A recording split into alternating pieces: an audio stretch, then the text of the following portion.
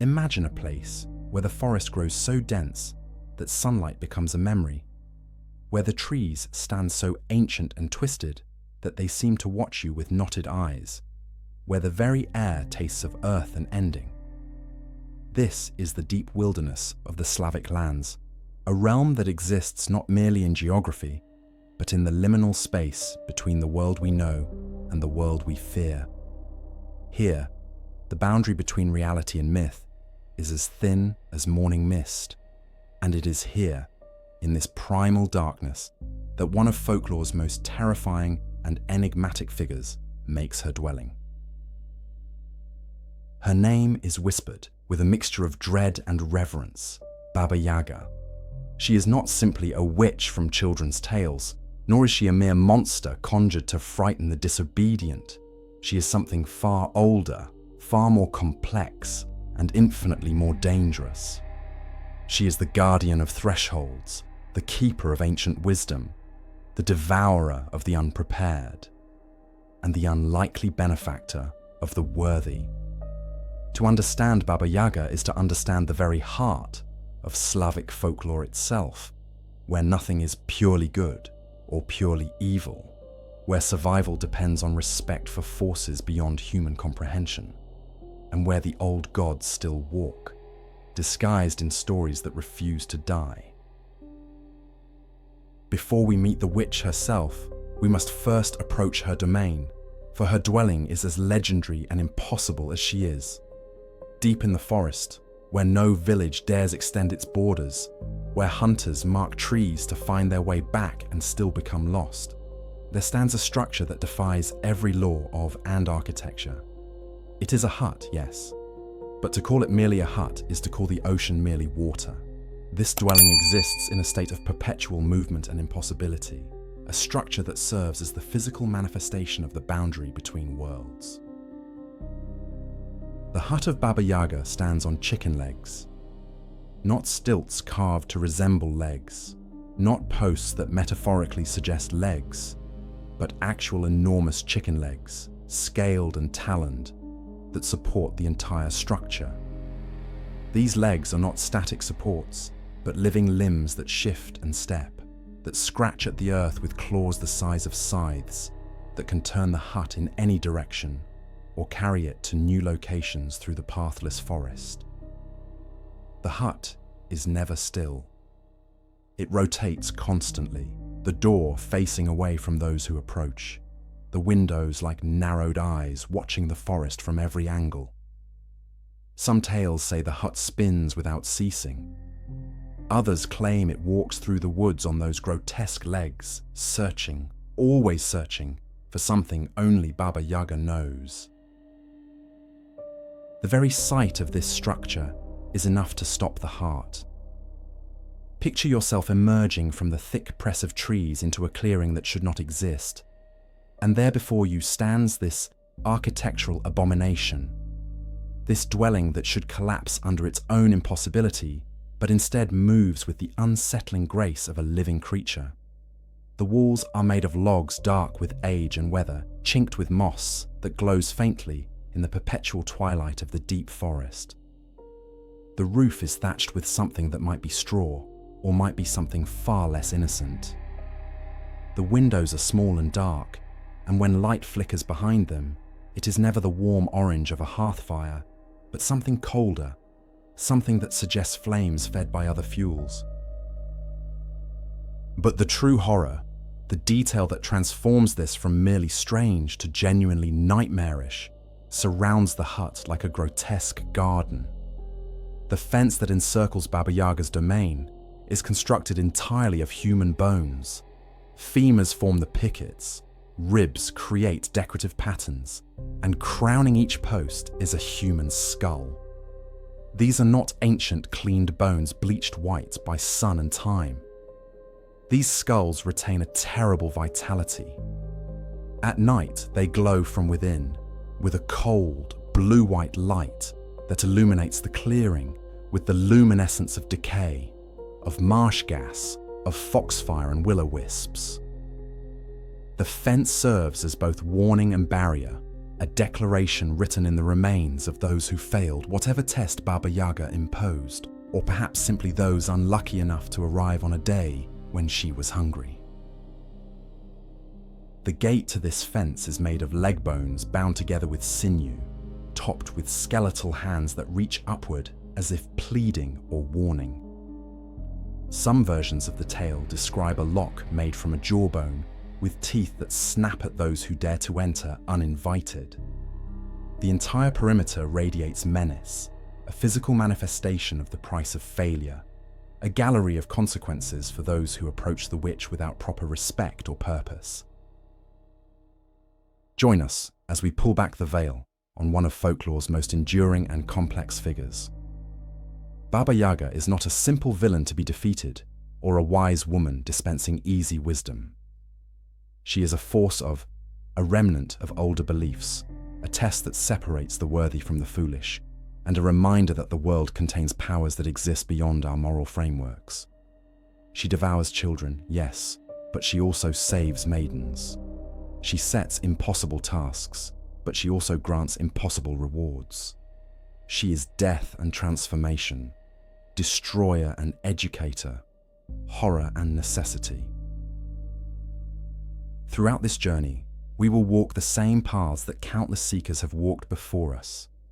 We will examine her hut that moves between worlds, her modes of transportation that defy physics and reason, the tests she imposes on those desperate or brave enough to seek her aid, and the famous tales that have kept her legend alive for centuries. We will meet Vasilisa the Beautiful, whose encounter with Baba Yaga reveals the witch's most complex.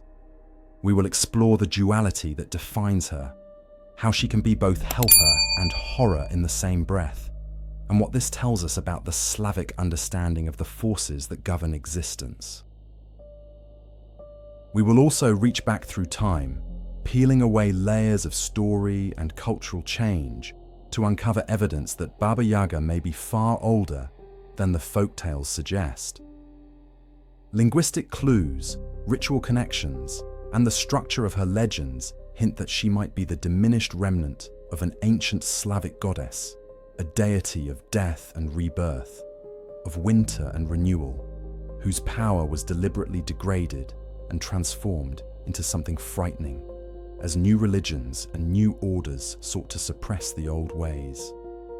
In examining this possibility, we gain insight not only into Baba Yaga herself, but into how cultures reshape their deities into demons, how the sacred feminine becomes the monstrous feminine, and how old gods survive by changing their faces. If you seek to understand the deepest roots of Slavic folklore, if you wish to explore a figure who embodies the essential truth that wisdom and terror often wear the same face, if you are ready to stand at the threshold between worlds and peer into the clearing where the hut spins on its chicken legs and the skulls glow with cold fire, then this journey is for you. Subscribe to Echoes of the Old World, because the old stories are not dead. They are not even past. They are alive and waiting in the deep forest where the light does not reach and where Baba Yaga still makes her dwelling, testing those who dare to seek her, devouring those who fail, and revealing truths to those who prove themselves worthy of her terrible wisdom. The forest is vast and dark, the hut is turning even now, and Baba Yaga is waiting. Let us begin. The hut that stands in the clearing is not merely a dwelling. It is a paradox made manifest, a structure that exists in defiant opposition to every principle of architecture, physics, and reason.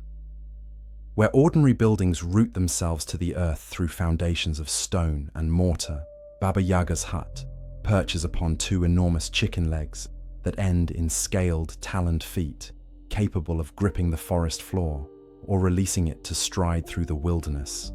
The legs themselves are a marvel of impossible anatomy, thick as ancient oaks at the thigh, tapering to joints that bend in ways that suggest both avian and human movement, covered in yellow scales that gleam dully in the forest's perpetual twilight. These are not decorative elements or metaphorical descriptions. They are functional limbs, that bear the weight of the entire structure and propel it through the pathless woods, with a gait that is simultaneously absurd and terrifying. The hut rotates constantly on these legs, spinning slowly or quickly depending on Baba Yaga's mood or purpose, the door always facing away from those who approach. This rotation serves multiple functions within the logic of the tale. It establishes the hut as a liminal space, a threshold that exists between states of being, never fully in one world or another. The spinning motion suggests the cyclical of time, of seasons, of life and death, themes central to Baba Yaga's role in Slavic mythology. Most importantly, it creates an immediate test for those who seek the witch's aid. To enter, one must first know the proper words, the correct formula that will command the hut to cease its rotation and present its door. This requirement filters out the ignorant, the unprepared, and those who have not done the necessary work of learning the old ways before daring to approach the threshold guardian. The traditional phrase varies slightly across different regional tellings, but the essence remains consistent. One must address the hut directly, speaking to it as if it were a living entity capable of understanding and choice, saying something akin to, little hut, stand the way your mother placed you, with your back to the forest and your front to me." Only upon hearing these words spoken with the proper respect and knowledge will the hut comply, the legs pivoting to bring the door around to face the supplicant. This detail reveals something crucial about the of Baba Yaga's world. Power here does not respond to force or demand, but to knowledge, respect, and the proper observance of ritual. The hut teaches the first lesson before one even meets the witch herself. In this realm, words have power, protocols must be honored, and ignorance is not merely embarrassing but potentially fatal. The windows of the hut serve as eyes, and like eyes, they reveal much about the awareness within. Small and irregularly placed, they glow at night with that cold blue light that emanates from the skull-topped fence posts, suggesting a connection between the dwelling and its grotesque perimeter. Some tales describe the windows as capable of independent movement, sliding around the walls to observe different directions, to watch those who approach from any angle.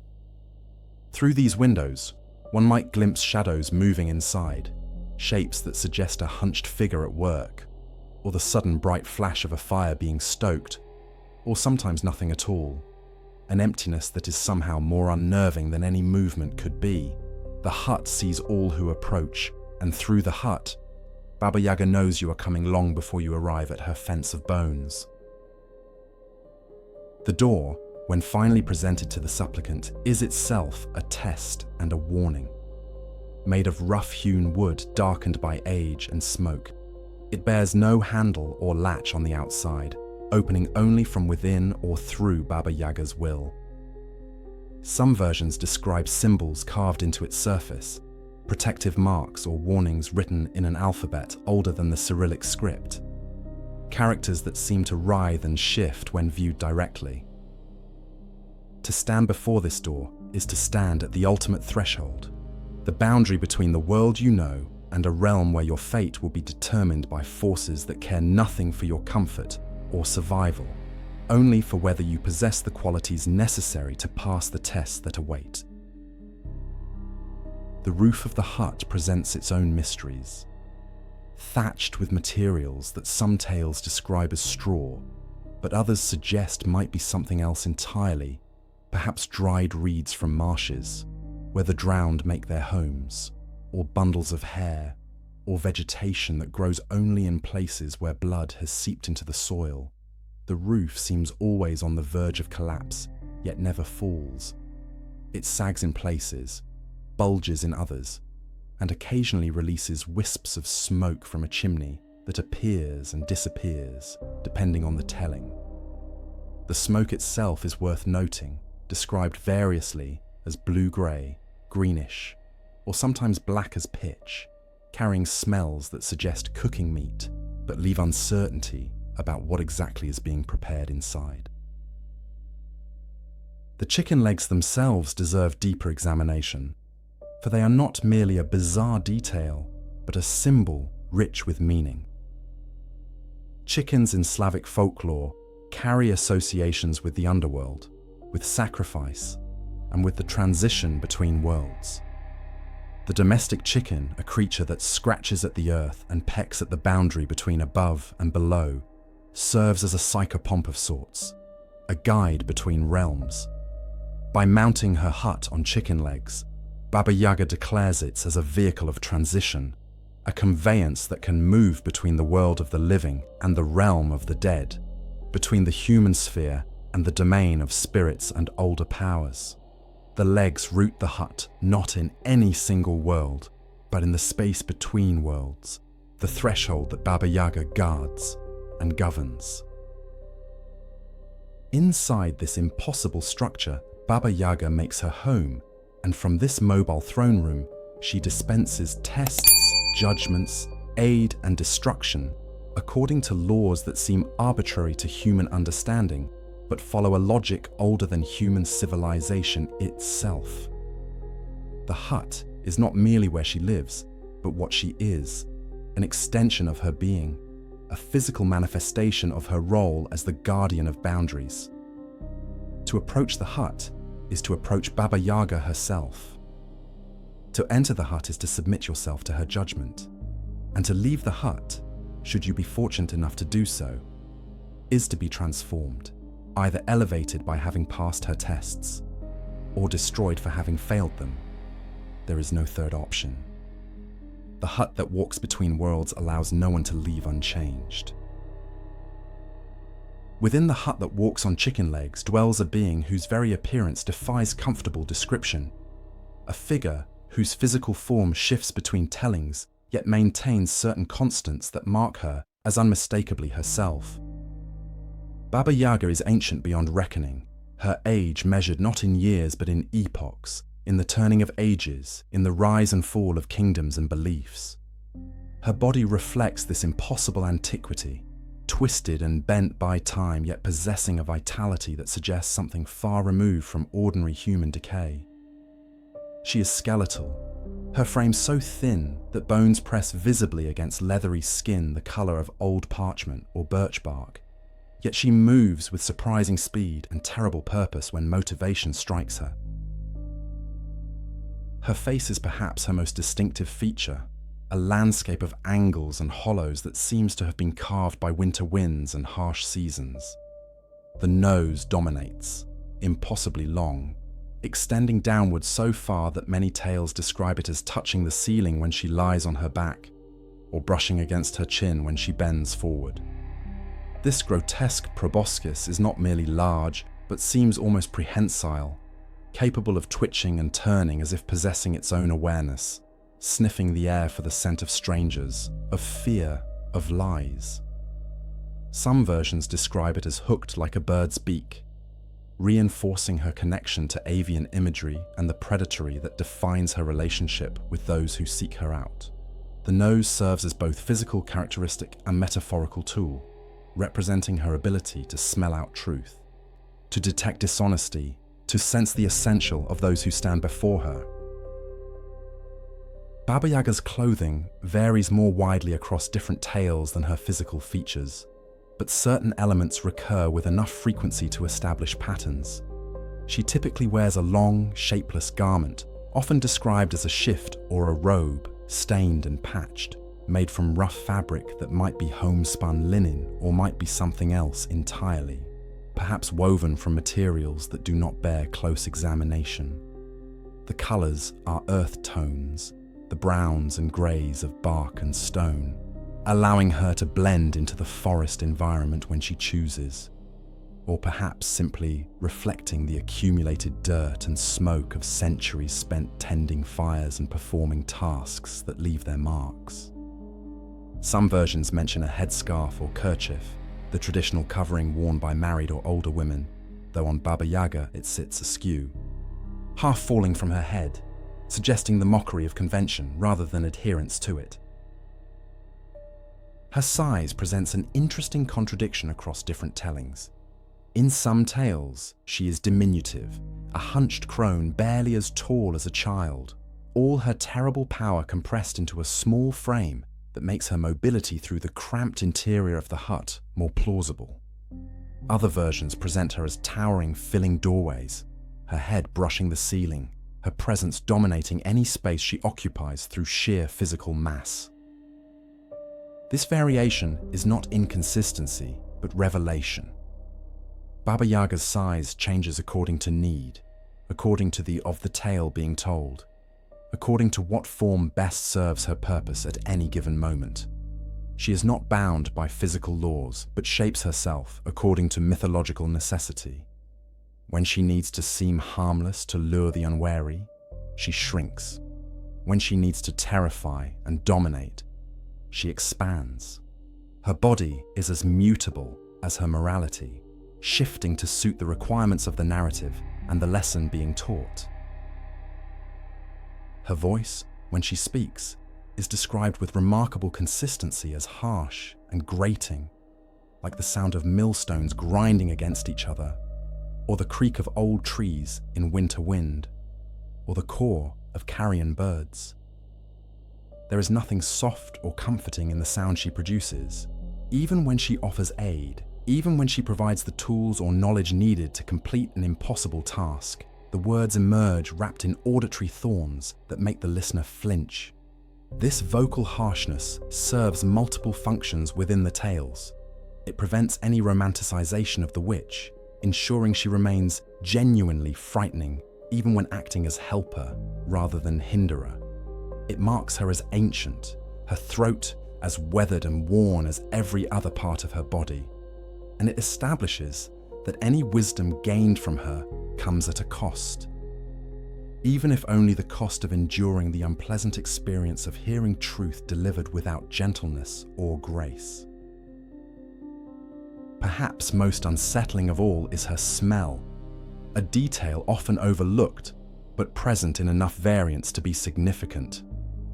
Baba Yaga reeks of the forest, of damp earth and rotting leaves, of smoke from fires burning suspicious fuels, of cooking meat and something underneath that, something that might be decay or might be the distinctive odor of magic itself, sharp and metallic, like blood and iron mixed with sulfur. When she enters a room or emerges from her hut, the smell precedes and follows her, announcing her presence to senses more primitive than sight or hearing, triggering instinctive revulsion and fear. This olfactory assault serves as yet another test. Can you stand in her presence, despite every sense screaming at you to flee? Can you maintain composure while your nose fills with the scent of death and wilderness? Can you see past the physical revulsion to recognize the power and knowledge contained within this grotesque form? The tales emphasize repeatedly that Baba Yaga's appearance is not deceptive but revelatory. She looks exactly like what she is, a being that exists at the boundary between life and death, civilization and wilderness, human and other. Her body bears the marks of her function as clearly as a tool shaped for its specific purpose. The iron teeth are for consuming, for grinding down the unworthy, for protecting herself in a world where power determines survival. The bone legs root her in death's domain, even as she moves through the world of the living. The impossibly long nose allows her to sniff out truth and deception, to smell the fear and courage of those who approach. Every disturbing feature serves a purpose within the logic of her existence. She has been shaped by her role, or perhaps she shaped herself, or perhaps she simply is what she has always been since time before time, when the forest stretched unbroken and the old gods walked openly rather than hiding in tales told to children. To see Baba Yaga is to confront mortality itself, to face the inevitability of decay, to recognize that wisdom and horror can inhabit the same form, and to understand that the powers that govern the deep places of the world care nothing for human comfort or human aesthetics. She is beautiful in the way that truth is beautiful, in the way that is beautiful, terrible, and magnificent, and utterly indifferent to whether you find her pleasing. And in that indifference lies her greatest power, for she will judge you not by your charm or your appearance, but by your courage, your honesty, and your willingness to see past surfaces, to the ancient laws that pulse beneath the skin of the world. Baba Yaga does not walk through the forest like ordinary mortals, nor does she ride beasts of burden or travel in conventional carriages drawn by horses. Her mode of transportation is as impossible and distinctive as every other aspect of her existence, a method of movement that defies gravity and reason, while reinforcing her as a being who operates outside the normal constraints of the physical world. She flies through the air in a mortar, an oversized version of the grinding bowl used in every peasant household to crush grain and prepare food, rowing through the sky with the pestle that serves as her oar, and sweeping away all traces of her passage with a birch broom held in her other hand. This trinity of implements, mortar, pestle, and broom, transforms the mundane tools of domestic labor into vehicles of magic and power, revealing how Baba Yaga exists simultaneously in the realm of the household and the realm of the otherworldly. The mortar itself is far larger than any practical grinding vessel, big enough to contain Baba Yaga's entire form as she crouches within it, her knees drawn up, her bone legs folded impossibly inside the bowl. Made of iron or stone, depending on the telling, the mortar is heavy and solid, an object that should plummet to earth the moment it leaves the ground, yet it flies with remarkable speed and maneuverability, cutting through the air like an arrow or drifting slowly when stealth is required. The image of a witch flying in a mortar, rather than on the more traditional broomstick, sets Baba Yaga apart from Western European witch mythology and roots her firmly in Slavic cultural context. The mortar is not merely transportation, but a symbol of transformation. For in a mortar, substances are ground down and changed, broken apart and reformed, destroyed in one state to be reconstituted in another.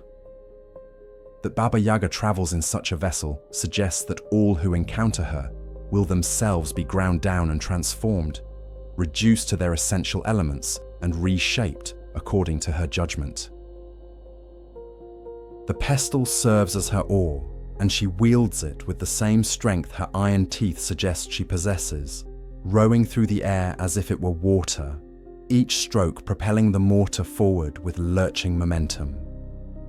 The pestle, traditionally used to pound and crush whatever substance sits in the mortar, becomes in Baba Yaga's hands an extension of her will, a tool of propulsion, and occasionally a weapon. Some tales describe her using the pestle to strike at those who displease her, bringing it down with force sufficient to shatter bone or split earth. The pestle's dual function, both means of travel and instrument of violence, captures perfectly the duality that defines every aspect of Baba Yaga's existence. Nothing about her serves only one purpose. Every tool, every feature, every action contains multiple meanings layered atop each other like the rings of an ancient tree. Most intriguing of all is the birch broom, which Baba Yaga uses to sweep away her tracks as she flies.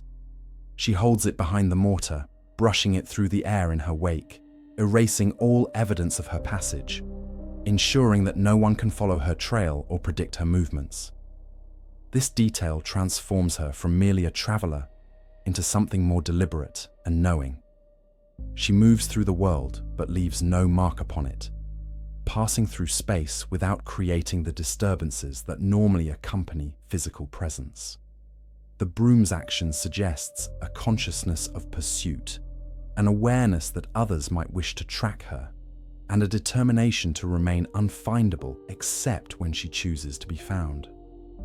The sweeping motion also carries symbolic weight within Slavic tradition, where brooms are used not merely for cleaning, but for ritual purification, for sweeping away evil spirits, for marking boundaries and clearing sacred spaces. Baba Yaga's broom performs an inversion of this function, not purifying but concealing, not clarifying but obscuring, using the same implement for opposite purposes. The choice of birch for the broom is significant within the context of Slavic folklore and belief. Birch trees hold sacred status in pre-Christian Slavic tradition, associated with feminine power, with spring and renewal, with protection and purification. Birch rods are used in ritual cleansing, birch leaves figure in healing practices, and birch groves serve as sites for festivals and ceremonies honoring the old gods. That Baba Yaga's broom is made specifically from birch branches creates a complex web of associations. She carries with her a symbol of the sacred feminine, of renewal and life, yet she uses it to conceal her movements through the air as she travels to destinations that might involve devouring children or testing heroes with potentially fatal tasks. The birch broom in her hands becomes both blessing and threat, a reminder that the same forces that bring spring also bring the death of winter that precedes it. The sound of Baba Yaga's flight adds another layer to her terrifying mystique. The mortar, heavy and solid, makes a distinctive noise as it moves through the air, variously described as a grinding rumble, a rushing wind, or a sound like thunder rolling across the sky. Peasants hearing this sound would know to hide, to retreat indoors, to make protective signs and speak protective words, for Baba Yaga's passing overhead might mean she is simply traveling from one location to another, or it might mean she has marked someone below for testing or consumption. The pestle striking through the air creates its own percussion, a rhythmic thumping that accompanies the grinding rumble of the mortar.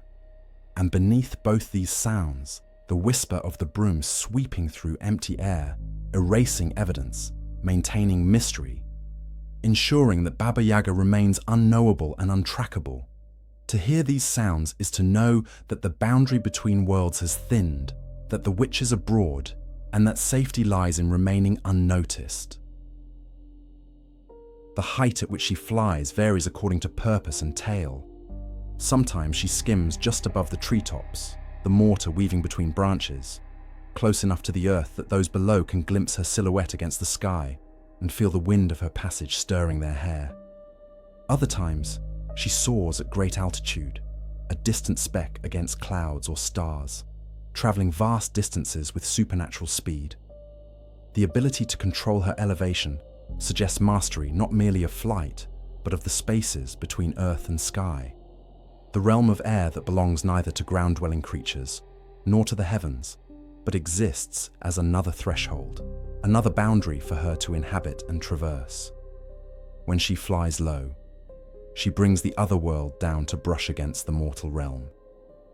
When she flies high, she approaches the domain of sky gods and celestial forces, moving between vertical worlds as easily as her walking hut moves between geographic locations. The image of Baba Yaga in flight, crouched in her oversized mortar, rowing with her pestle, sweeping away her tracks with her birch broom, has become one of the most iconic and recognizable aspects of her legend. It captures in a single visual the essence of her character. The way she takes the familiar and transforms it into the impossible. The way she exists simultaneously in the domestic sphere and the magical realm. The way she moves through the world but remains apart from it. A grandmother's tools, the simple implements of food preparation and household maintenance, become in her hands a flying vehicle that defies all natural law.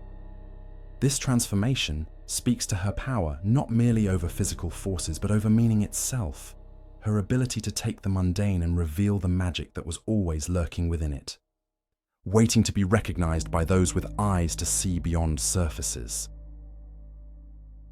The question of how she acquired this method of transportation, or whether she has always possessed it, remains unanswered by the tales. Baba Yaga simply is, and her mortar, pestle, and broom are as intrinsic to her being as her iron teeth and bone legs. They are not tools she picked up or learned to use, but extensions of her essential, manifestations of her power given physical form. To ask where she got them is to misunderstand the of mythological beings. They do not acquire their attributes through conventional means, but embody them from their first appearance in story and consciousness. The mortar, pestle, and broom have always been hers because they represent fundamental aspects of what she represents: transformation, power, and the concealment of mysteries. In some regional variations, her flight is accompanied by other phenomena that mark the thinning of boundaries between worlds. The air grows cold as she passes, even on warm summer nights, bringing with her the chill of the deep forest and the realm beyond. Animals fall silent, birds cease their singing, insects stop their chirring, as if all of recognizes her presence and responds with appropriate caution. Sometimes the wind rises independently of her movement, swirling around her in patterns that suggest not natural meteorology, but conscious response. The air itself acknowledging and reacting to the presence of one who commands it. In the most dramatic tellings, her passage leaves visible effects: a trail of sparks from the friction of the mortar against air, or a smell of ozone and smoke, or a distortion of vision that makes everything shimmer and waver as if seen through intense heat. The practical implications of this mode of transportation are worth considering. Baba Yaga can go anywhere, unbound by roads or rivers, unconstrained by the limitations that keep mortals tied to established paths and known routes. She can arrive suddenly, without warning, dropping from the sky into a clearing or before a village with no advance notice of her approach. She can retreat just as swiftly, launching into the air and vanishing beyond pursuit. This mobility makes her unpredictable and increases her power, for she cannot be avoided through simple geography or anticipated through knowledge of travel times and routes. She exists outside the web of predictable movement that governs normal life, appearing and disappearing according to laws known only to herself. The mortar, pestle, and broom grant her not merely flight, but freedom from the constraints that bind all other beings to the surface of the earth and the limitations of flesh and muscle and ordinary physics. Those who seek Baba Yaga's aid do not simply knock on her door and state their requests like visitors calling on an ordinary neighbor. To approach the witch is to submit yourself to a series of trials that test not merely your physical capabilities or cleverness, but the essential qualities of your character, your willingness to persist despite fear, your ability to show proper respect while maintaining dignity, and your capacity to perceive truth beneath surface appearances. Baba Yaga does not help the unworthy, nor does she tolerate fools, cowards, or those who approach her with arrogance or false humility.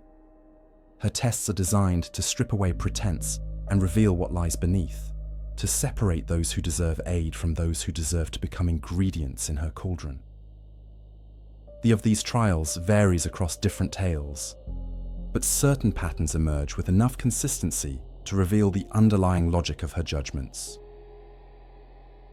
The first test often begins before one even reaches the hut's door, manifesting in the challenge of commanding the structure to turn and present its entrance.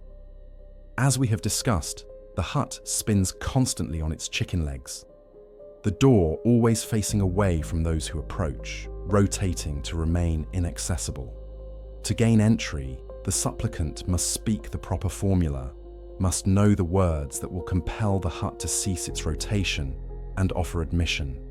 This requirement immediately filters out those who have not prepared, who have not learned the old stories, who come to Baba Yaga in desperation or arrogance without having done the necessary work of understanding the protocols that govern interaction with powers beyond the mortal realm. The test reveals respect for tradition, willingness to learn, and the humility to acknowledge that approaching the witch requires preparation rather than presumption.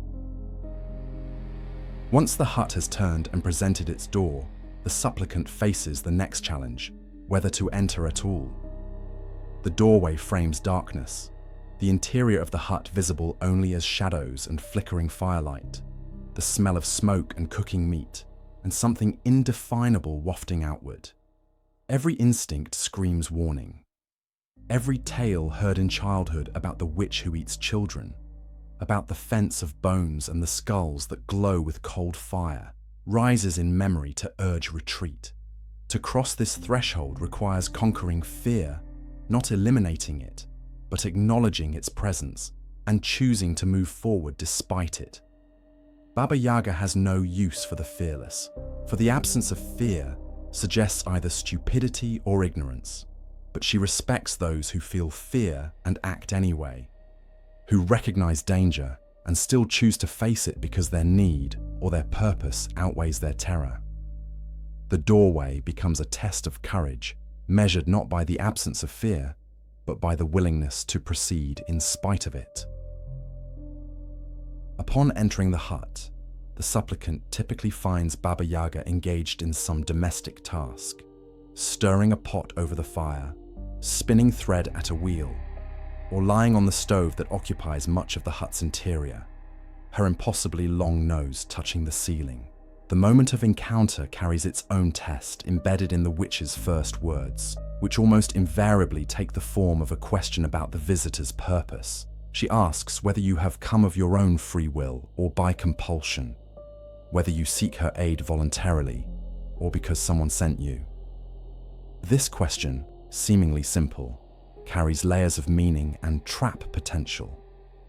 To claim you come freely suggests agency and responsibility, accepting that whatever happens next is the consequence of your own choice. To admit you come by compulsion might suggest weakness, that you are merely a pawn following another's orders, lacking the initiative or courage to act independently.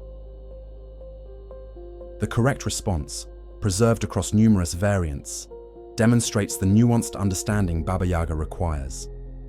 One should acknowledge both aspects, stating something like, "I come partly of my own will and partly by necessity, partly by choice and partly by compulsion."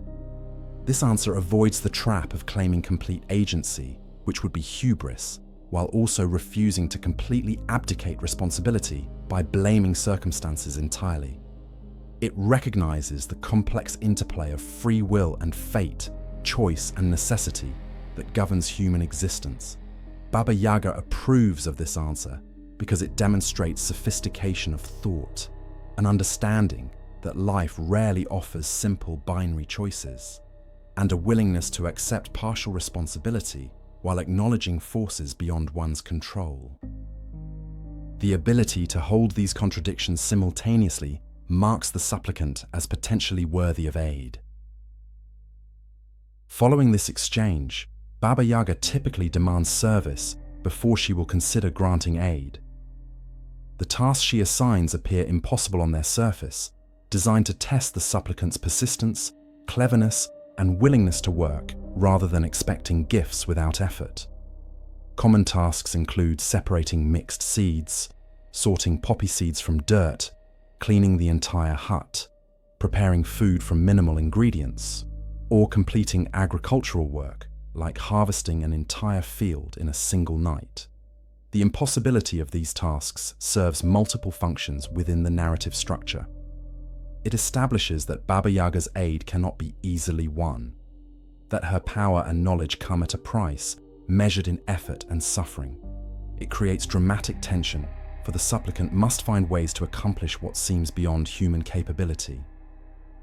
And it sets up the opportunity for supernatural aid, for those pure of heart often receive help from unexpected sources, birds that sort seeds, mice that clean, or magical implements that work independently.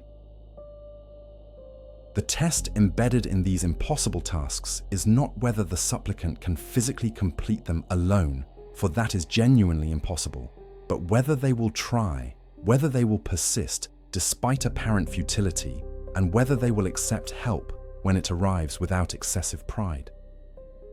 Baba Yaga watches from her position on the stove or from the shadows, observing not merely whether the task gets done, but how the supplicant approaches it.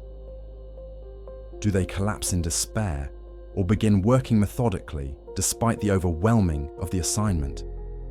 Do they curse the witch or maintain respectful silence?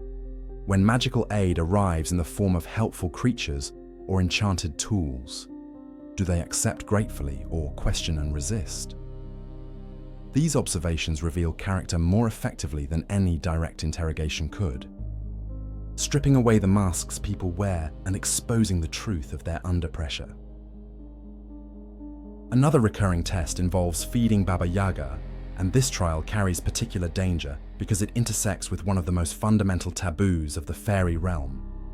In many tales, the witch demands that the supplicant prepare food for her, and she consumes it with alarming speed and gusto, her iron teeth making short work of whatever is offered.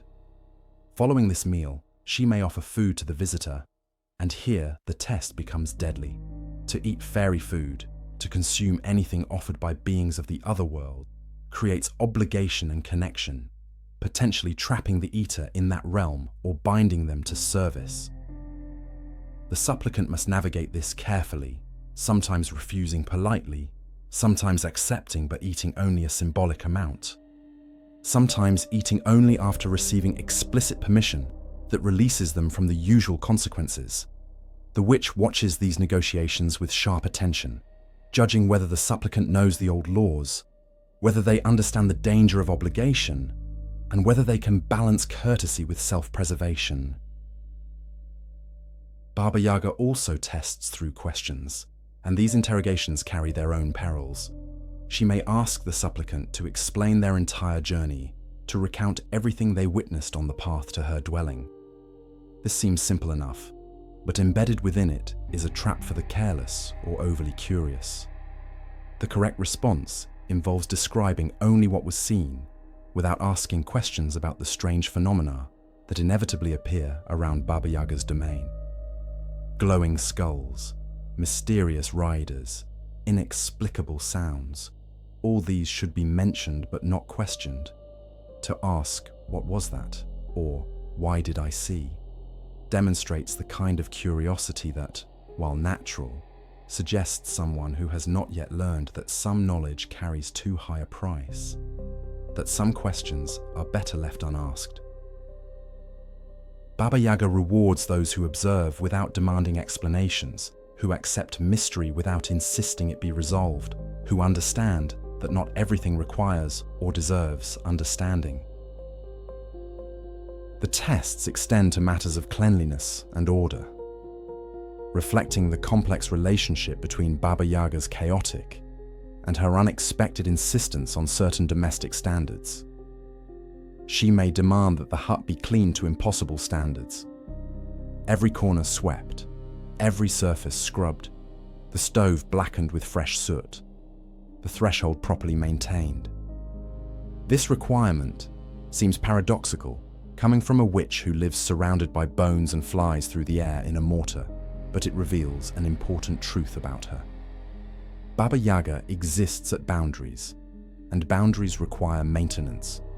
The threshold between clean and dirty, order and chaos, must be respected even by, or perhaps especially by, those who move between worlds.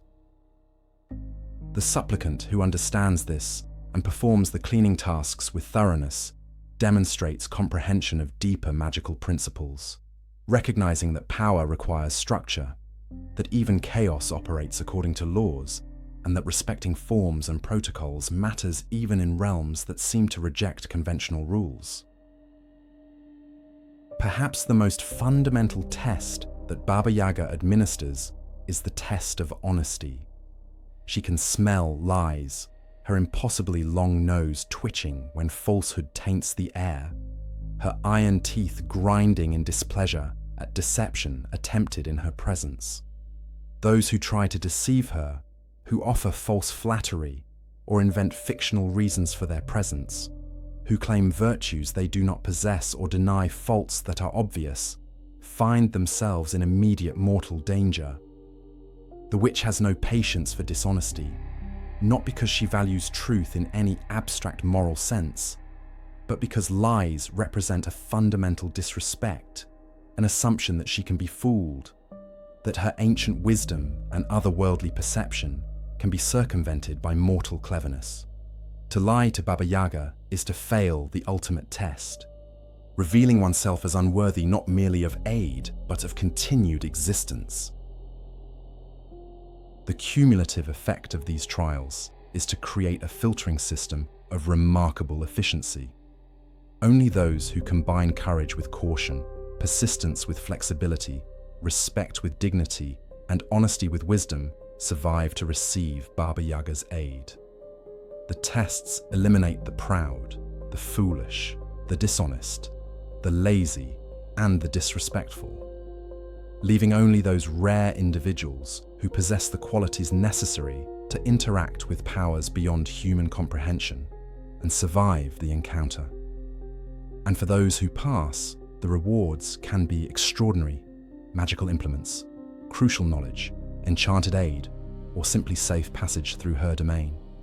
But the price paid in fear endured, impossible tasks completed, and dignity maintained under pressure ensures that no one receives Baba Yaga's help lightly or forgets the cost of approaching the guardian of thresholds. Among all the tales that feature Baba Yaga, none captures her complex more completely than the story of Vasilisa the Beautiful, a narrative that weaves together themes of maternal inheritance, step-family cruelty, impossible tasks, and the transformative power of passing through ordeal. This tale stands as perhaps the most famous and analysed of all Baba Yaga stories, for within its structure, we see the witch functioning simultaneously as terrifying threat and unlikely saviour, as destroyer of the unworthy and elevator of the deserving, as the ultimate test that separates those who will flourish from those who will perish. To understand Vasilisa's encounter with Baba Yaga is to understand the witch's essential function within the framework of Slavic folklore and the deeper psychological truths these stories preserve. Vasilisa's story begins, as so many fairy tales do, with loss and displacement. Her mother dies when Vasilisa is still a child, but before death claims her, the mother calls her daughter to her bedside and presents her with a mysterious gift, a small doll. The mother instructs Vasilisa to keep this doll with her always, to feed it whenever she herself eats, and to consult it when troubles arise, for the doll will provide guidance and aid. This inheritance, this final gift from mother to daughter, establishes a connection that will prove crucial when Vasilisa later faces Baba Yaga.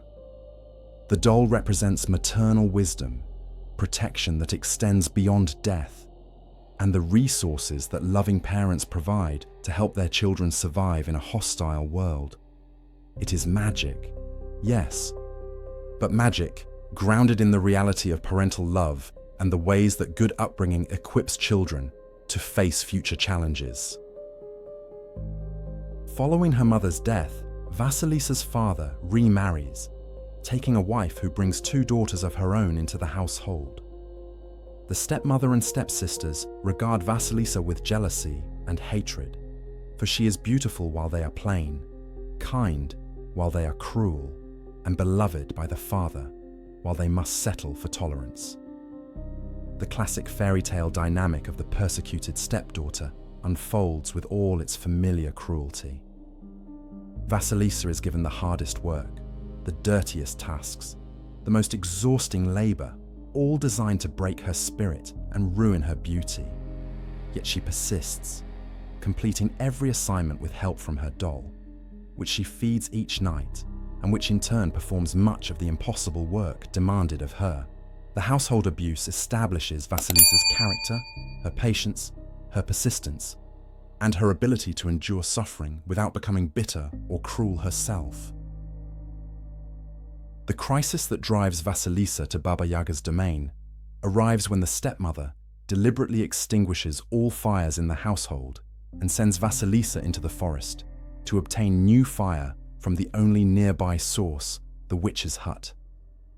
This errand is designed to kill Vasilisa, for everyone knows that those who approach Baba Yaga rarely return, and if they do return, they are changed beyond recognition. The stepmother and stepsisters expect never to see Vasilisa again, anticipating her death in the witch's cauldron, or her consumption by the witch's iron teeth. They send her into the forest with false tears and expressions of concern, their words sweet as honey, while their hearts rejoice at the prospect of her destruction. The extinguishing of the household fire and the need to obtain new flame from a dangerous source creates a quest narrative, transforming domestic abuse into a journey that will test Vasilisa's courage and character at the deepest levels. Vasilisa travels through the forest, guided by her doll, which shows her the path when darkness threatens to disorient her. As she walks deeper into the wilderness, she witnesses 3 mysterious riders passing by at different times.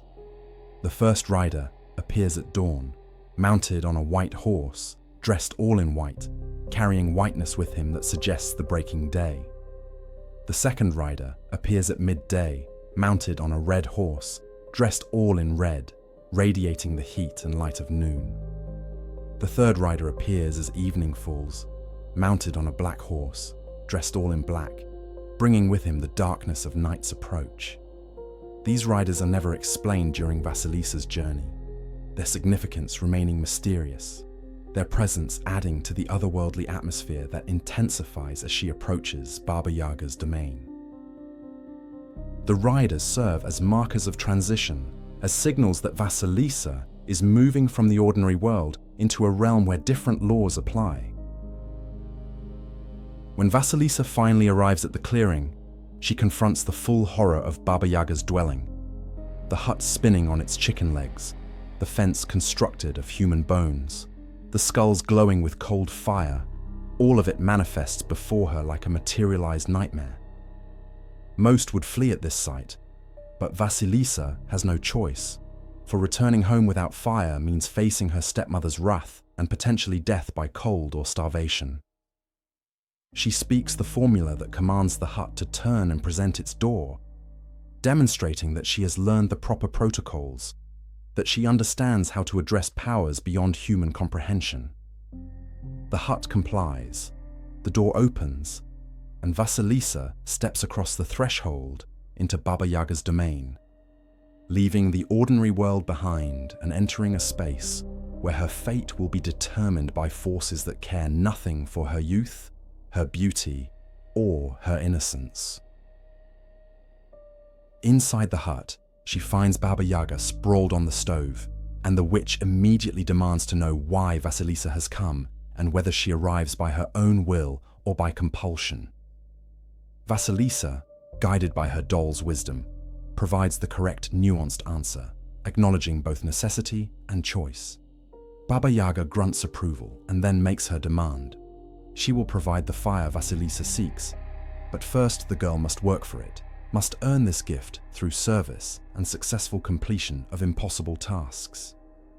The witch lays out the requirements with terrifying specificity. Vasilisa must clean the entire hut, prepare meals, wash clothing, sort vast quantities of seeds, separate good grain from mildewed grain, and complete numerous other tasks, all before Baba Yaga returns from her daily travels. Isagi, should any task remain incomplete when the witch comes home, Vasilisa will be cooked and eaten. The impossibility of these assignments is immediately apparent. No human could complete such labor in the time allotted, and Baba Yaga knows this, for the tasks are designed not to be completed by human effort alone, but to test whether Vasilisa possesses other resources, other forms of assistance. After Baba Yaga departs, flying away in her mortar with pestle and broom, Vasilisa begins working with desperate energy, but quickly realizes the futility of attempting these tasks unaided. She turns to her doll, feeds it a portion of the food Baba Yaga left for her, and asks for help. The doll responds with reassurance, telling Vasilisa to rest while the doll completes the work. Through the day, while Vasilisa sleeps or performs lighter tasks, the doll accomplishes everything, sorting seeds with impossible speed, cleaning with magical efficiency, preparing food with supernatural skill. When Baba Yaga returns each evening, she finds every task completed perfectly, and her reaction is complex. She is not pleased exactly, for she had hoped to find fault and justify consuming this beautiful girl, but she is also impressed, recognizing that Vasilisa possesses something beyond ordinary human capability, some form of protection or blessing that allows her to accomplish the impossible. The witch questions Vasilisa about how she completed the work, her long nose twitching as she sniffs for lies, her iron teeth grinding in anticipation. Vasilisa responds with perfect honesty, saying only that her mother's blessing helps her. This answer satisfies Baba Yaga, for it acknowledges supernatural aid without revealing its specific, demonstrating both honesty and appropriate discretion. A mother's blessing is something even Baba Yaga must respect, representing a form of magic that predates and transcends her own power. This pattern repeats for 3 days, with Baba Yaga assigning increasingly difficult tasks, and Vasilisa completing them all with her doll's help. During this time, Vasilisa serves the witch, preparing her meals, maintaining her dwelling, and observing the strange phenomena that characterize life in this threshold realm. She witnesses the 3 riders returning, the white at dawn, the red at noon, the black at evening, though she does not yet understand their significance. She sees things that should not exist, experiences impossibilities, and maintains her composure despite fear that must be constantly suppressed. Each day she survives represents another test passed, another demonstration that she possesses the qualities necessary to exist in Baba Yaga's presence without being destroyed by it. On the 3rd evening, emboldened by her successful completion of all tasks and by natural curiosity, Vasilisa asks Baba Yaga about the mysterious riders she witnessed on her journey. The witch responds to this question, explaining that the white rider is her bright day, the red rider is her red sun, and the black rider is her dark night. Servants who obey her commands and mark the passage of time in her domain. This revelation establishes the scope of Baba Yaga's power, showing that she commands fundamental forces that day and night themselves serve her will. But then Baba Yaga turns the questioning around, asking Vasilisa if she has other questions, if there are other mysteries she wishes explained. This is a trap, for too much curiosity, too much desire to know secrets that should remain hidden, marks someone as unfit to leave the witch's domain alive. Baba Yaga takes one of the skulls from her bone fence, places it on a stick, and hands it to Vasilisa. The skull's empty eye sockets glow with the fire that Vasilisa was sent to obtain, a flame that burns without consuming, that provides light without heat, that represents something more than ordinary combustion.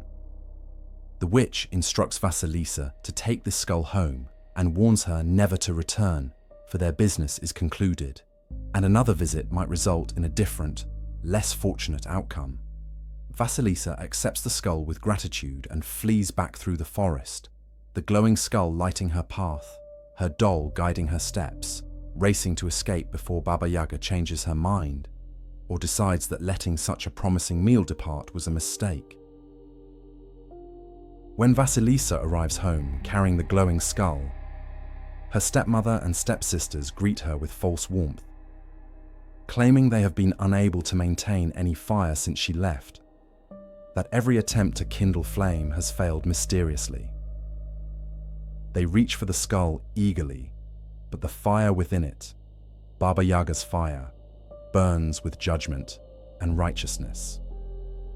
The flames leap from the skull's eyes and consume the stepmother and stepsisters, reducing them to ash while leaving Vasilisa untouched. The fire, brought from Baba Yaga's domain, serves as divine retribution, destroying the wicked and protecting the innocent, revealing that the witch's gift was not merely fire, but justice, not just flame, but the power to cleanse and purify. Vasilisa is freed from her persecution, her father returns and rejoices in her survival, and she ultimately prospers, marries well, and lives a life blessed by her ordeal and the wisdom gained from passing Baba Yaga's tests. The fundamental paradox of Baba Yaga, the aspect of her that makes her endlessly fascinating and resistant to simple categorization, lies in her absolute refusal to conform to binary moral frameworks.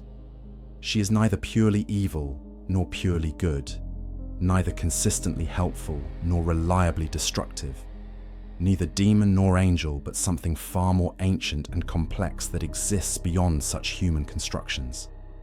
In some tales, she devours children with her iron teeth, grinding their bones and adding their skulls to her fence. In other stories, she provides the crucial aid that allows heroes to complete their quests, offering magical implements, vital knowledge, or safe passage through dangerous realms.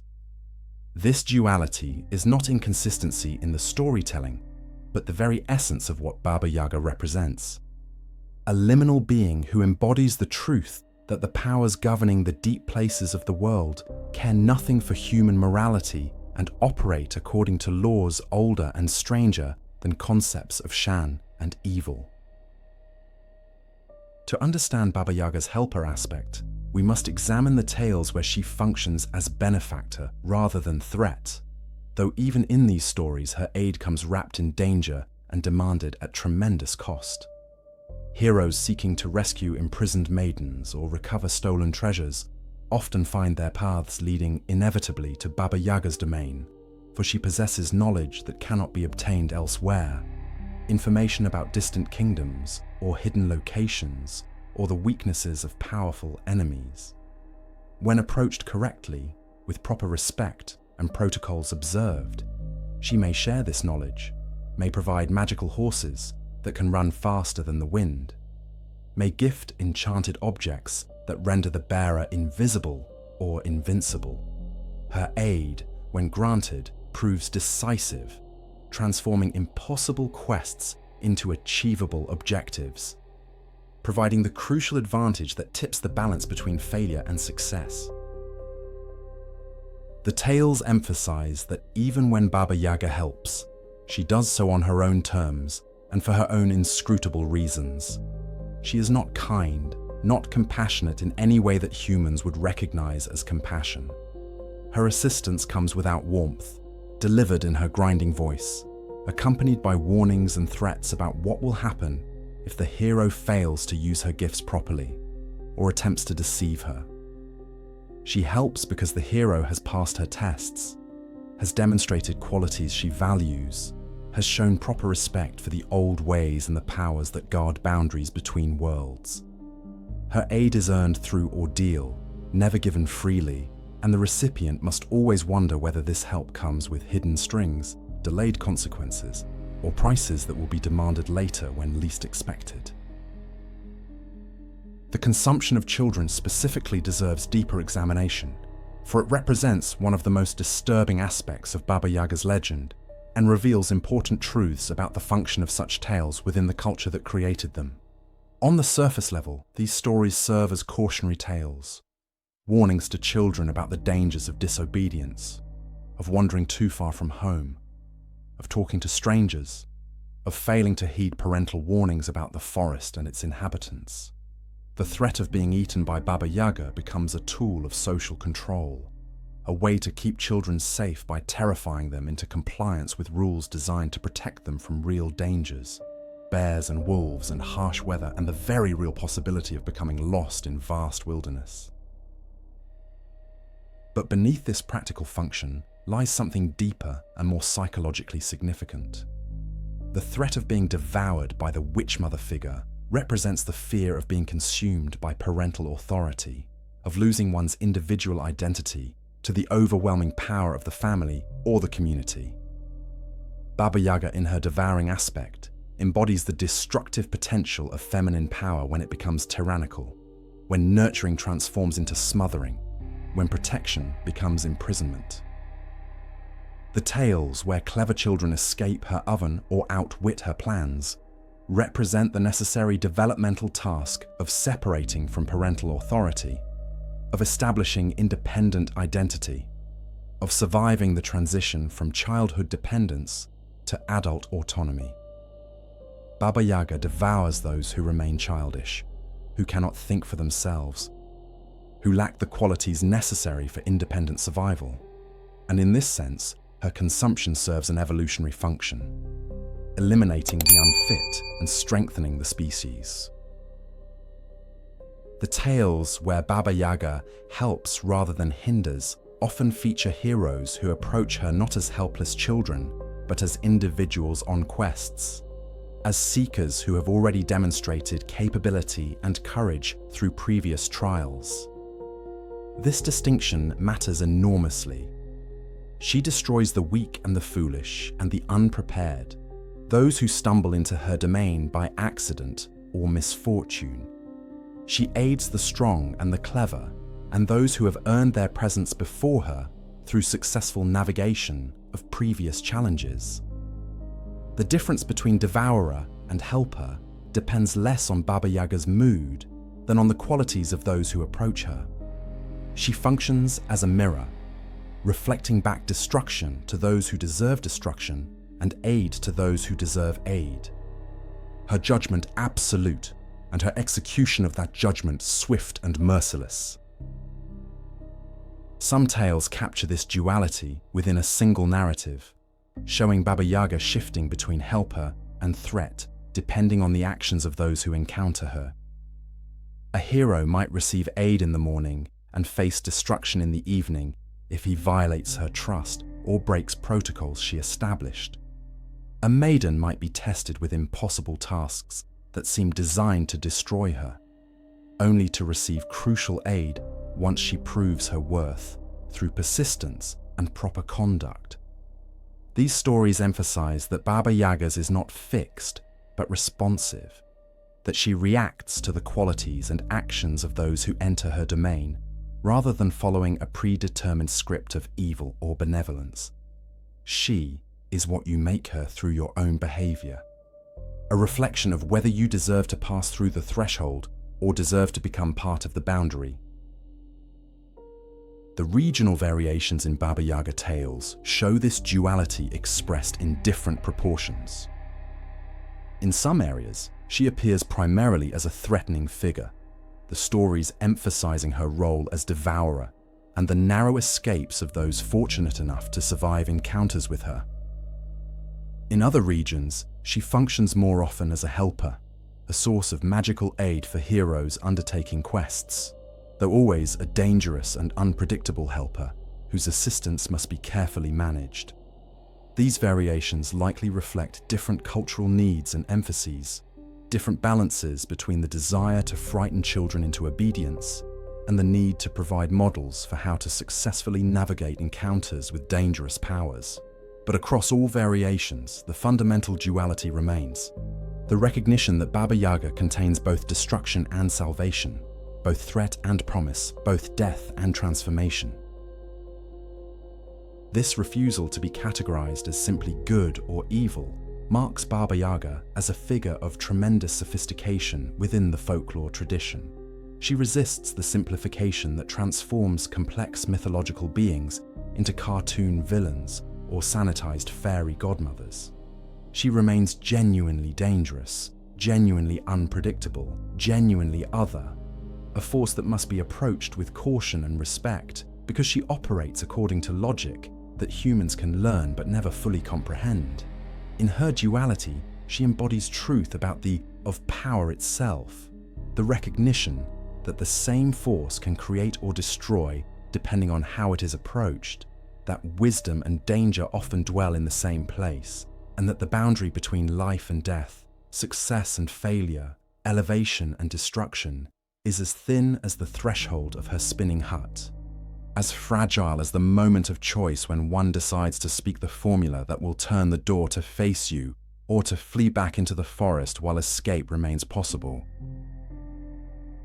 The question of Baba Yaga's origins reaches back through layers of time and cultural transformation, peeling away centuries of Christian influence and later folkloric embellishment to expose traces of something far more ancient and powerful. Scholars examining linguistic evidence, ritual patterns, and the structural elements of her tales have uncovered compelling suggestions that Baba Yaga may be the degraded remnant of a pre-Christian Slavic goddess, a deity whose power and significance were deliberately diminished and distorted as new religions sought to suppress the old ways and eliminate competition for spiritual authority. This theory transforms Baba Yaga from a mere witch into a fallen divinity, a goddess reduced to hag, a sacred figure transformed into something feared and reviled as part of a systematic cultural project to erase the feminine divine from the spiritual landscape. The linguistic evidence begins with her name itself, which carries resonances that point toward ancient divine status. The element Baba appears across numerous Slavic languages with meanings related to old woman, grandmother, or midwife, but it also connects to words associated with fate, destiny, and the power to bring forth life or decree death. In some Slavic traditions, Baba refers specifically to women who possess special knowledge, who serve as healers and wise women, who stand at the boundary between the human community and the forces beyond human control. The second element, Yaga, presents more mystery, with proposed etymologies connecting it to words meaning snake, evil, or horror, but also to terms associated with spiritual power, shamanic practice, and the ability to move between worlds. The combination suggests a figure who embodies both grandmother wisdom and terrible power, nurturing and destruction, the life giver who is also the life taker. Archaeological and anthropological evidence points toward widespread worship of powerful goddesses throughout pre-Christian Slavic territories, deities associated with earth, fertility, death, and rebirth, who governed the cycles that determine survival or starvation, abundance or famine. These goddesses were not gentle or purely benevolent, but were understood as forces demanding respect and proper propitiation, capable of blessing or cursing according to whether protocols were observed and sacrifices made. The arrival of Christianity brought systematic efforts to suppress these goddess cults, to replace feminine divine power with masculine monotheism, to transform worship of the Earth Mother into devotion to the Heavenly Father. This transition was not peaceful or complete, and the old deities did not simply vanish but were transformed.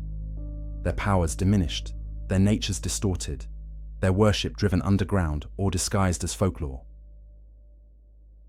The pattern of this transformation follows predictable lines documented across numerous cultures experiencing similar religious transitions.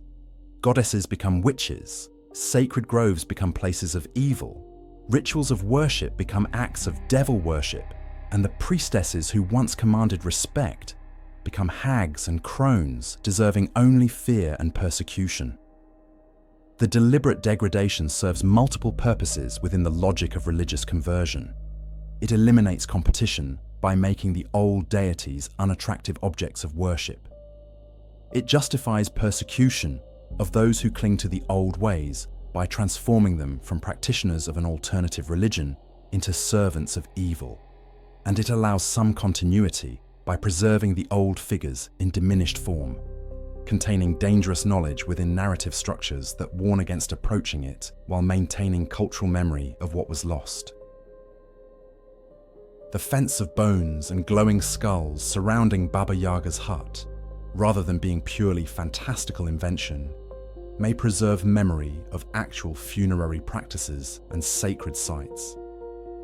Archaeological evidence from pre-Christian Slavic territories reveals burial grounds and sacred precincts that incorporated human remains in their boundaries, using bones to mark sacred space and to invoke the power of ancestors.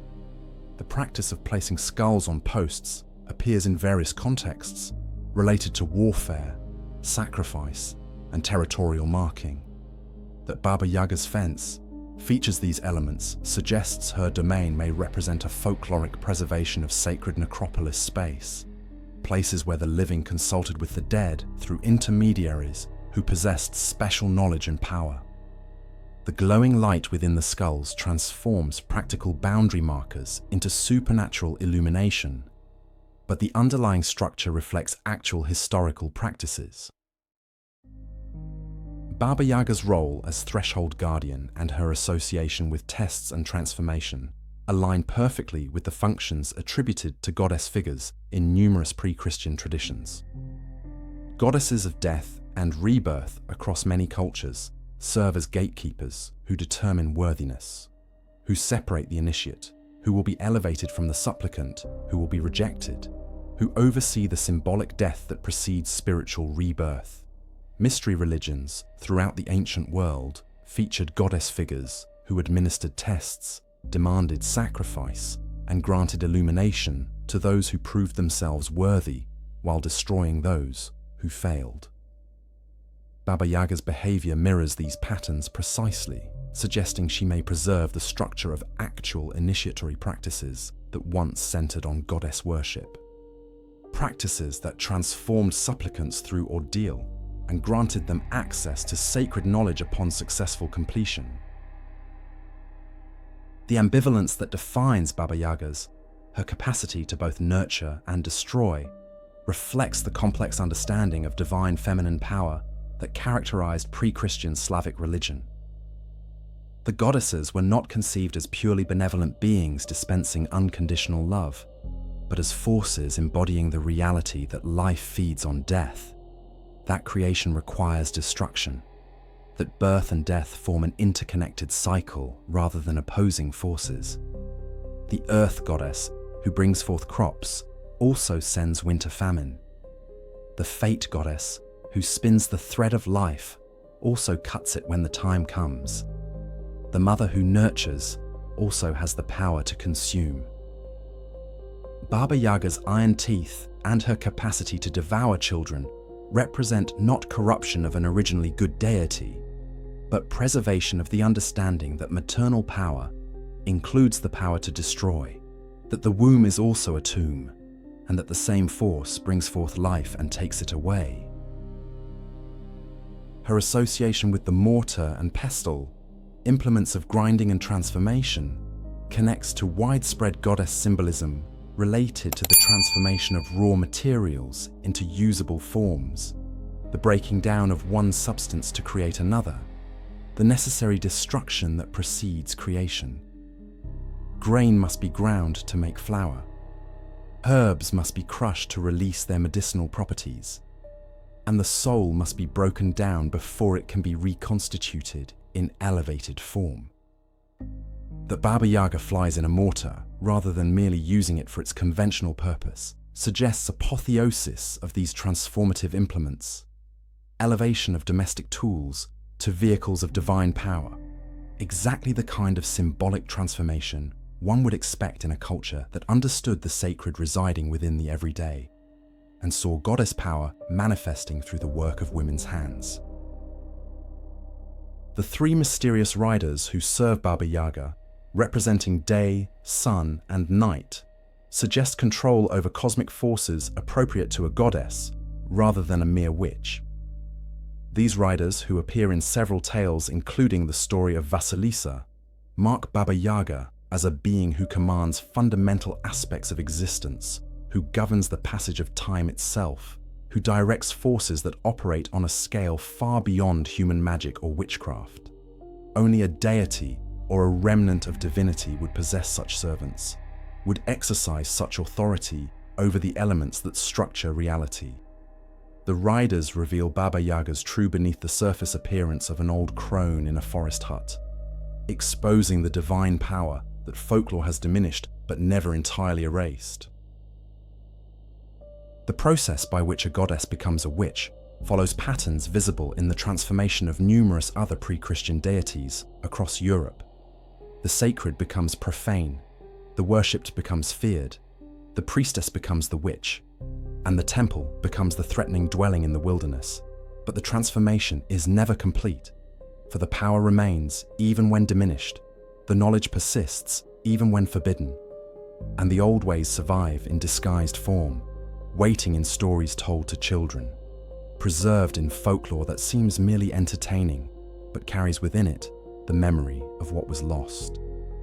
Baba Yaga endures not despite her degradation from goddess to hag, but because that degradation was incomplete, because her tales retained enough of her original power and complexity to resist simplification into mere cartoon villain, because the truth of what she represents, the reality of feminine power in all its life-giving and life-taking aspects, cannot be entirely suppressed by any cultural or religious transformation. The scholarly work of reconstructing Baba Yaga's possible divine origins requires careful analysis of fragmentary evidence, comparison with better documented goddess traditions from neighboring cultures, and acknowledgement that certainty is impossible when dealing with belief systems that were systematically destroyed and whose records exist only in folklore and archaeological traces. Yet the cumulative weight of evidence, linguistic, structural, symbolic, and comparative, builds a compelling case that Baba Yaga preserves, in diminished form, the memory of a powerful goddess, a deity of death and rebirth, of boundaries and thresholds, of tests and transformations, who once commanded worship and sacrifice throughout Slavic territories before the arrival of Christianity, transformed worship into fear and the goddess into the witch who dwells in the deep forest, waiting to devour the foolish and aid the worthy, according to laws that echo the divine judgments she once pronounced from her elevated temple, rather than her spinning hut. The question of Baba Yaga's origins reaches back through layers of time and cultural transformation, peeling away centuries of Christian influence and later folkloric embellishment to expose traces of something far more ancient and powerful. Scholars examining linguistic evidence, ritual patterns, and the structural elements of her tales have uncovered compelling suggestions that Baba Yaga may be the degraded remnant of a pre-Christian Slavic goddess, a deity whose power and significance were deliberately diminished and distorted as new religions sought to suppress the old ways and eliminate competition for spiritual authority. This theory transforms Baba Yaga from a mere witch into a fallen divinity, a goddess reduced to hag, a sacred figure transformed into something feared and reviled as part of a systematic cultural project to erase the feminine divine from the spiritual landscape. The linguistic evidence begins with her name itself, which carries resonances that point toward ancient divine status. The element Baba appears across numerous Slavic languages with meanings related to old woman, grandmother, or midwife, but it also connects to words associated with fate, destiny, and the power to bring forth life or decree death. In some Slavic traditions, Baba refers specifically to women who possess special knowledge, who serve as healers and wise women, who stand at the boundary between the human community and the forces beyond human control. The second element, Yaga, presents more mystery, with proposed etymologies connecting it to words meaning snake, evil, or horror, but also to terms associated with spiritual power, shamanic practice, and the ability to move between worlds. The combination suggests a figure who embodies both grandmother wisdom and terrible power, nurturing and destruction, the life-giver who is also the life-taker. Archaeological and anthropological evidence points toward widespread worship of powerful goddesses throughout pre-Christian Slavic territories, deities associated with earth, fertility, death, and rebirth who governed the cycles that determined survival or starvation, abundance or famine. These goddesses were not gentle or purely benevolent, but were understood as forces demanding respect and proper propitiation, capable of blessing or cursing, according to whether protocols were observed and sacrifices made. The arrival of Christianity brought systematic efforts to suppress these goddess cults, to replace feminine divine power with masculine monotheism, to transform worship of the Earth Mother into devotion to the Heavenly Father. This transition was not peaceful or complete, and the old deities did not simply vanish, but were transformed. Their powers diminished, their natures distorted, their worship driven underground or disguised as folklore. The pattern of this transformation follows predictable lines documented across numerous cultures experiencing similar religious transitions. Goddesses become witches, sacred groves become places of evil, rituals of worship become acts of devil worship, and the priestesses who once commanded respect become hags and crones, deserving only fear and persecution. The deliberate degradation serves multiple purposes within the logic of religious conversion. It eliminates competition by making the old deities unattractive objects of worship. It justifies persecution of those who cling to the old ways by transforming them from practitioners of an alternative religion into servants of evil. And it allows some continuity by preserving the old figures in diminished form, containing dangerous knowledge within narrative structures that warn against approaching it while maintaining cultural memory of what was lost. Baba Yaga's dwelling on chicken legs provides one of the strongest pieces of evidence for her divine origins. The chicken, as previously noted, carries associations with sacrifice and the underworld throughout Slavic tradition.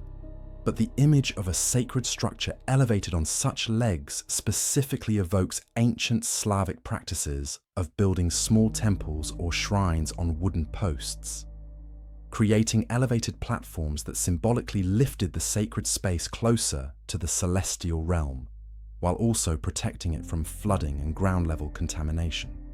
These structures, called by various names across different Slavic regions, served as sites for worship, sacrifice, and consultation with divine forces.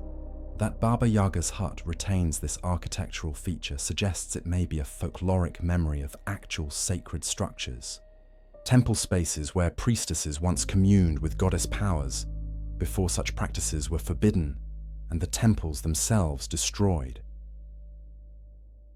The fence of bones and glowing skulls surrounding Baba Yaga's hut, rather than being purely fantastical invention, may preserve memory of actual funerary practices and sacred sites. Archaeological evidence from pre-Christian Slavic territories reveals burial grounds and sacred precincts that incorporated human remains in their boundaries, using bones to mark sacred space and to invoke the power of ancestors.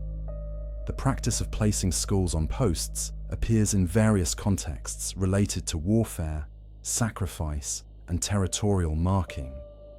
That Baba Yaga's fence features these elements suggests her domain may represent a folkloric preservation of sacred necropolis space, places where the living consulted with the dead through intermediaries who possess special knowledge and power.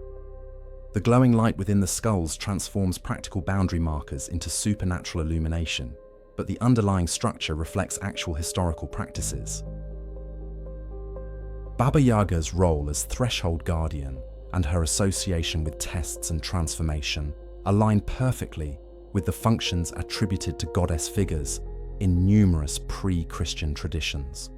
Goddesses of death and rebirth across many cultures serve as gatekeepers who determine worthiness, who separate the initiate, who will be elevated, from the supplicant, who will be rejected, who oversee the symbolic death that precedes spiritual rebirth. Mystery religions throughout the ancient world featured goddess figures who administered tests, demanded sacrifice, and granted illumination to those who proved themselves worthy while destroying those who failed. Baba Yaga's behavior mirrors these patterns precisely, suggesting she may preserve the structure of actual initiatory practices that once centered on goddess worship. Practices that transformed supplicants through ordeal and granted them access to sacred knowledge upon successful completion. The ambivalence that defines Baba Yaga's, her capacity to both nurture and destroy, reflects the complex understanding of divine feminine power that characterized pre-Christian Slavic religion. The goddesses were not conceived as purely benevolent beings dispensing unconditional love, but as forces embodying the reality that life feeds on death, that creation requires destruction, that birth and death form an interconnected cycle rather than opposing forces. The earth goddess who brings forth crops also sends winter famine. The fate goddess who spins the thread of life also cuts it when the time comes. The mother who nurtures also has the power to consume. Baba Yaga's iron teeth and her capacity to devour children represent not corruption of an originally good deity, but preservation of the understanding that maternal power includes the power to destroy, that the womb is also a tomb, and that the same force brings forth life and takes it away. Her association with the mortar and pestle, implements of grinding and transformation, connects to widespread goddess symbolism related to the transformation of raw materials into usable forms, the breaking down of one substance to create another, the necessary destruction that precedes creation. Grain must be ground to make flour, herbs must be crushed to release their medicinal properties, and the soul must be broken down before it can be reconstituted in elevated form. That Baba Yaga flies in a mortar rather than merely using it for its conventional purpose suggests apotheosis of these transformative implements, elevation of domestic tools to vehicles of divine power. Exactly the kind of symbolic transformation one would expect in a culture that understood the sacred residing within the everyday and saw goddess power manifesting through the work of women's hands. The three mysterious riders who serve Baba Yaga, representing day, sun, and night, suggest control over cosmic forces appropriate to a goddess rather than a mere witch. These riders, who appear in several tales including the story of Vasilisa, mark Baba Yaga as a being who commands fundamental aspects of existence, who governs the passage of time itself, who directs forces that operate on a scale far beyond human magic or witchcraft. Only a deity or a remnant of divinity would possess such servants, would exercise such authority over the elements that structure reality. The riders reveal Baba Yaga's true, beneath-the-surface appearance of an old crone in a forest hut, exposing the divine power that folklore has diminished but never entirely erased. The process by which a goddess becomes a witch follows patterns visible in the transformation of numerous other pre-Christian deities across Europe. The sacred becomes profane, the worshipped becomes feared, the priestess becomes the witch, and the temple becomes the threatening dwelling in the wilderness. But the transformation is never complete, for the power remains even when diminished. The knowledge persists even when forbidden, and the old ways survive in disguised form, waiting in stories told to children, preserved in folklore that seems merely entertaining but carries within it the memory of what was lost. Baba Yaga endures not despite her degradation from goddess to hag, but because that degradation was incomplete, because her tales retained enough of her original power and complexity to resist simplification into mere cartoon villain, because the truth of what she represents, the reality of feminine power in all its life-giving and life-taking aspects, cannot be entirely suppressed by any cultural or religious transformation. The scholarly work of reconstructing Baba Yaga's possible divine origins requires careful analysis of fragmentary evidence, comparison with better documented goddess traditions from neighboring cultures, and acknowledgement that certainty is impossible when dealing with belief systems that were systematically destroyed and whose records exist only in folklore and archaeological traces. Yet the cumulative weight of evidence, linguistic, structural, symbolic, and comparative, builds a compelling case that Baba Yaga preserves in diminished form the memory of a powerful goddess, a deity of death and rebirth, of boundaries and thresholds, of tests and transformations, who once commanded worship and sacrifice throughout Slavic territories before the arrival of Christianity, transformed worship into fear and the goddess into the witch who dwells in the deep forest, waiting to devour the foolish and aid the worthy, according to laws that echo the divine judgments she once pronounced from her elevated temple rather than her spinning hut.